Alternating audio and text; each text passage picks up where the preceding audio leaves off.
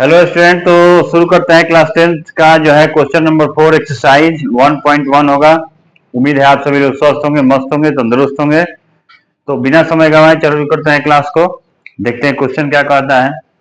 4 number question कह रहा है यूक्लिड विभाजन प्रमेयिका का प्रयोग करके दर्शाइए कि किसी धनात्मक पूर्णांक का वर्ग किसी पूर्णांक m के लिए 3m या 3m+1 के रूप का होता है।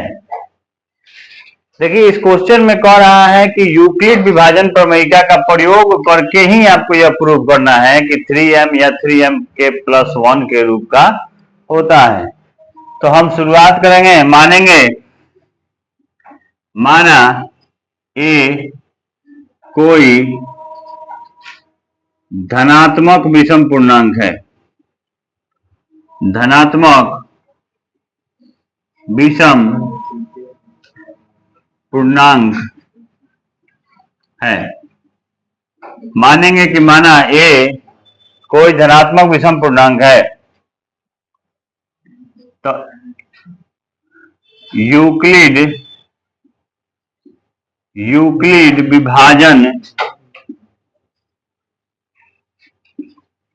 विभाजन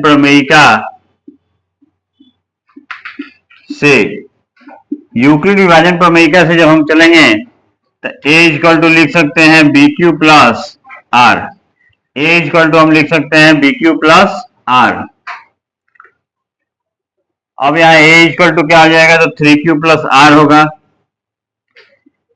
बिकॉज जो प्रश्न है, क्वेश्चन जो है इसी प्रारूप में है, प्रश्न इसी प्रारूप में है।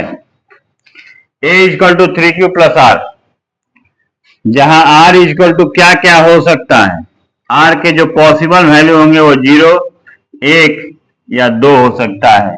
कल ही मैंने इसको समझाया था कि जब किसी नंबर को 3 से डिवाइड करेंगे तो शेषफल 3 से कम ही आएगा। तो क्या क्या आ सकता है, तो 0 भी आ सकता है, 1 भी आ सकता है और 2 भी आ सकता है। अब केस 1 बनाएंगे। केस 1 में जब R का वैल्यू जो है 0 रखा जाए, जब R का वैल्यू 0 रखा जाए तो a इक्वल टू क्या होगा, 3Q plus 0, a equal to 3Q। अब यहाँ चूंकि क्वेश्चन कहता है वर्ग में बनाने के लिए, इसलिए यहाँ क्या लिखेंगे, वर्ग करने पर, इसका वर्ग कर दीजिए। वर्ग करने पर a square equal to 3Q का होल स्क्वायर हो जाएगा, यानी a स्क्वायर इक्वल टू 3 का स्क्वायर करेंगे तो 9Q स्क्वायर होगा। अब इस 9Q स्क्वायर को हम लोग 3 इंटू 3Q का स्क्वायर लिख सकते हैं। यहाँ a स्क्वायर इक्वल टू हो जाएगा 3m, जहां m किसकी जगह पर लिखा गया है, ध्यान दीजिएगा, जहां m इक्वल टू है 3Q स्क्वायर, जहां m है 3Q स्क्वायर। ठीक है, तो यह हम लोगों का केस 1 हुआ। इसके बाद हम लोग देखेंगे केस 2। तो देखते हैं इसका केस 2 क्या कह रहा है। केस 2 में जब R इक्वल टू है 1 तो a equal to 3Q plus 1 होगा।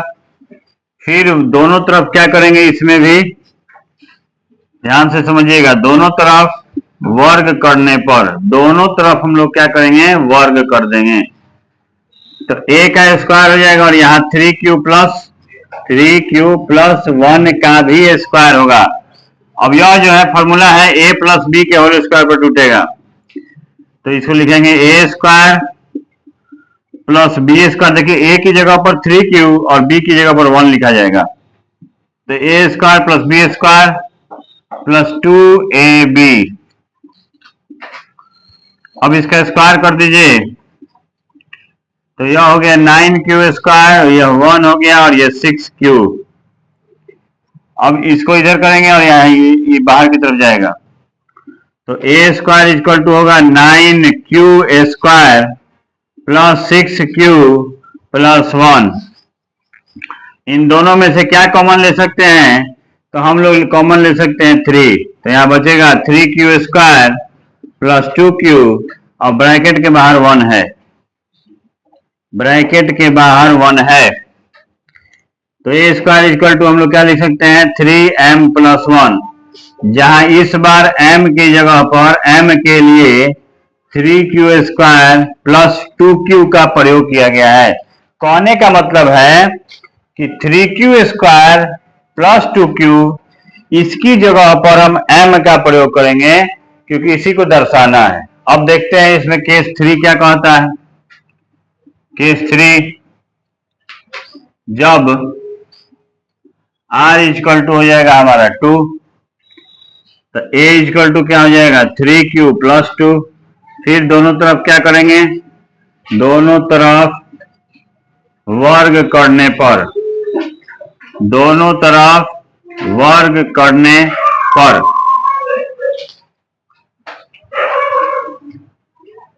a square equal to 3q plus 2 का होल स्क्वायर,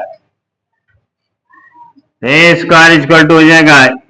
अब फिर इसको उसी पर तोड़ेंगे a प्लस बी के होल स्क्वायर पर, तो a square plus B square plus 2ab, तो यह हो गया 9q स्क्वायर, 9q स्क्वायर हो गया और ये 2 का स्क्वायर हो गया 4, ये गुना किए तो 12q हो जाएगा। अब इसको जरा अरेंजमेंट में लाएंगे तो 9q square plus 12q plus 3 plus 1, देखिए ध्यान दीजिएगा, समझिएगा बात को।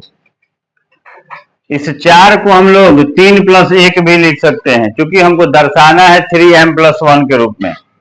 अब यहाँ पर 3 कॉमन ले लिए तो यहाँ बचा 3q स्क्वायर, यहाँ बच गया 4q, यहाँ बच गया 1 और ब्रैकेट के बाहर 1, यानी a स्क्वायर इक्वल टू हो जाएगा 3m प्लस 1, जहां इस बार इस पार्टिकुलर क्वेश्चन के इस पार्ट में इस जगह पर m जो है वह 3q square plus 4q plus 1 की जगह पर लिखा गया है m।